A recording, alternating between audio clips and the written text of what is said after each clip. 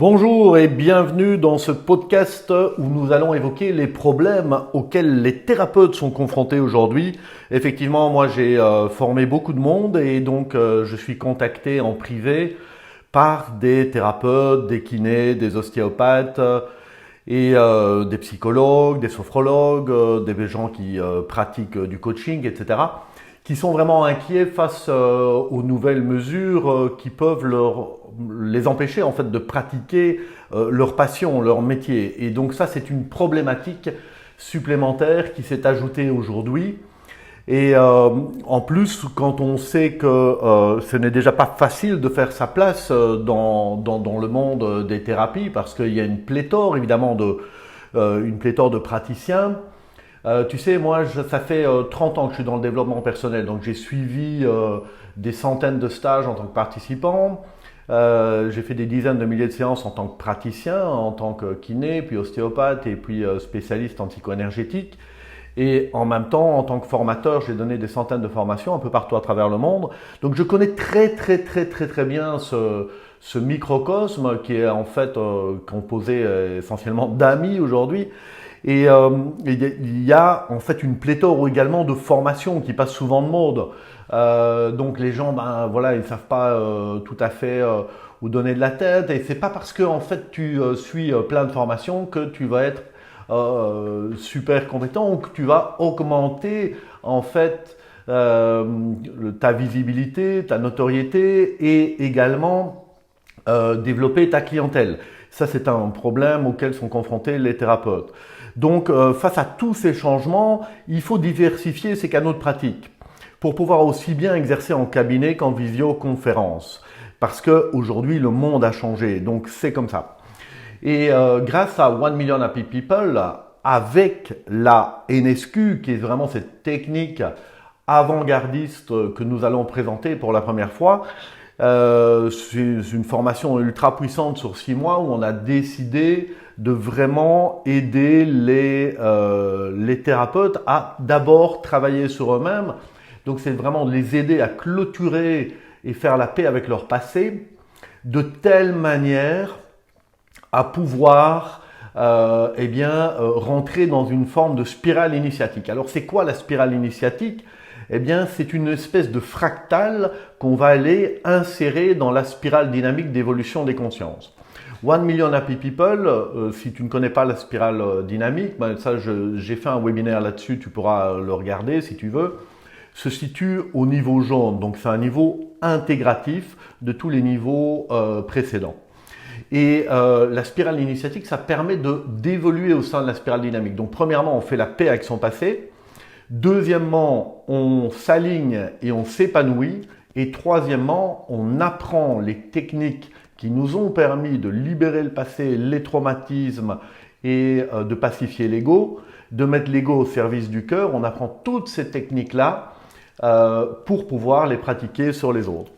Le gros avantage de la NSQ, c'est que ça associe la psycho-énergétique pleinement revisitée par les neurosciences, le paradigme de la physique de l'information qu'on appelle le paradigme quantique, ça n'a rien à voir avec des machines, c'est-à-dire simplement on n'est plus dans un temps linéaire, on est dans les 11 dimensions de l'espace-temps, non pas 4, mais 11 dimensions, comme l'explique très bien Philippe Guimand, le physicien du CNRS, dans son bouquin La physique de la conscience, qui a été coécrit avec Jocelyn Morrison, et j'ai eu la grande chance que Jocelyn Morrison préface mon livre Le déploiement intégral. Donc on s'intègre vraiment dans ce nouveau paradigme, et c'est pour ça que j'aime dire que la NSQ, c'est la PNL de demain. Donc la PNL a été inventée dans les années 70, alors que la NSQ, eh bien, elle émerge maintenant, donc on est parti pour des dizaines d'années, avec une évolution qui va se faire grâce à l'intelligence collective.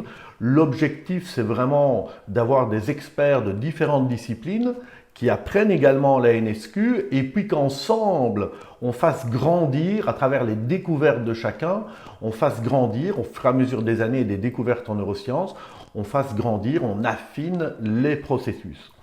Alors, neurosomato-quantique, il y a un mot très important qui est soma, somato, donc c'est l'intégration dans le corps. Contrairement à des techniques de psycho-énergétique ou lequel tu vas rester un peu passif, assis sur ta chaise. Ici, on va faire participer le corps. Et c'est ça qui donne une puissance beaucoup plus grande parce qu'en faisant participer le corps, tu vas pouvoir aller chercher des charges émotionnelles, énergétiques, physiques, psychiques beaucoup plus loin dans tes tissus. Tu sais que les tissus, les fascias, le tissu conjonctif, eh bien, est le lieu d'engrammation des mémoires. Alors, cette technique NSQ, elle est pour les praticiens corporels, les ostéopathes, les kinés, les coachs sportifs, ils vont pouvoir intégrer les émotions et le mental et trouver l'alignement dans leur pratique. Donc, ça apporte vraiment une grande richesse. Si tu es praticien en psycho-émotionnel, ça va te permettre d'intégrer toute la dimension corporelle et d'aider tes patients à l'incarner pour que vraiment les changements soient là. Et pour les coachs, ils vont bénéficier d'outils extrêmement rapides et puissants pour aider les gens à sortir de leur zone de confort. Donc, dans tout le système 1 Million Happy People, ce qu'on apporte comme solution, on apporte vraiment les solutions aux problématiques des thérapeutes aujourd'hui. C'est-à-dire être de plus en plus compétents, rapidement, pouvoir pratiquer également en visioconférence avec des outils ultra puissants et également suivre une formation qui va être évolutive. Donc, ce n'est pas quelque chose qui passe de mode. Et on va permettre également donc à ces praticiens, s'ils ont envie de prendre une place dans l'écosystème organique de 1 Million Happy People, de devenir superviseurs, puis de devenir formateurs. Et lorsqu'ils sont experts, ils pourront rentrer dans le laboratoire de recherche et de développement. Tu sais, lorsqu'on suit des formations, la plupart du temps, ce qui manque, c'est la pratique sur des vrais cas. Souvent, on pratique entre nous, ou on pratique avec papa, maman, ou avec ses enfants, ou avec son conjoint, ou avec ses copains, copines. Et ça, c'est pas toujours top. Et donc, on avait aussi envie d'aider les personnes en détresse en se mettant en collaboration avec des associations caritatives de femmes battues ou en danger. Tu sais que les féminicides aujourd'hui, c'est quand même un gros problème. Les adolescents qui sont en perte de points de repère, etc. Et grâce à notre clinique virtuelle, sous la supervision de formateurs, eh bien, nos stagiaires de 3e niveau vont pouvoir offrir des séances dans lesquelles eux, ils vont pratiquer sur des cas concrets et dans lesquelles nous allons pouvoir offrir des séances à des gens qui sont dans le besoin. Et tout ça va vous permettre d'acquérir de l'expérience tout en étant supervisé. Donc, notre envie, c'est vraiment de solidariser les praticiens des différentes disciplines autour d'un tronc commun permettant d'évoluer dans l'interdépendance. Former une grande famille où chacun va pouvoir contribuer et recevoir le soutien en fonction de ses singularités. Il va pouvoir également offrir son soutien et participer vraiment activement à cet objectif noble et ambitieux pour aider 1 million de personnes à être plus heureuses. Voilà. Je te remercie pour ton écoute et on se retrouve bientôt pour un autre podcast.